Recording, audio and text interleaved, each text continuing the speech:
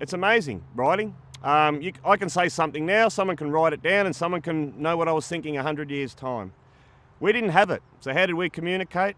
Through example, through story, through song, and through oral history. Oral history is a verbal way of communicating. It is knowledge that you've learnt throughout your life, through experience and what you've been taught, and the way then you convey that to the next generations. And in an elder's case, you have to earn the knowledge. Now, oral history, the problem with oral history today, it was very much fractured. In 1863, language and culture was illegal in this state for Aboriginal people. So you're looking at about 2 generations of not being able to pass down this oral history. Some of it still survived though, and some of our family has that particular oral history.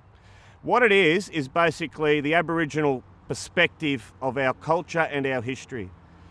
It's not the white written record, the historical record, which can be compromised through the fact that a lot of the authors of the historical record didn't know Aboriginal culture in great detail. Their motives might have been not too flash, such as taking the land off these people, so writing a lot of derogatory things about them.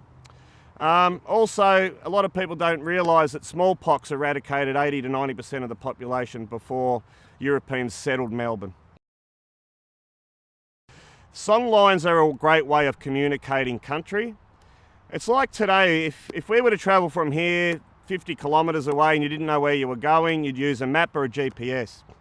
Traditionally, you would be taught song with information within that song to describe things such as hunting grounds, water resources, where you could or couldn't go. Some areas were men's or women's areas. If you were initiated, if you were not initiated, you had restrictions as well. And there was also marker posts out there. Trees were marked, were scarred, were transformed through grafting techniques as signposts as well that would direct people to certain areas. It's quite interesting how the old people would convey country information through song.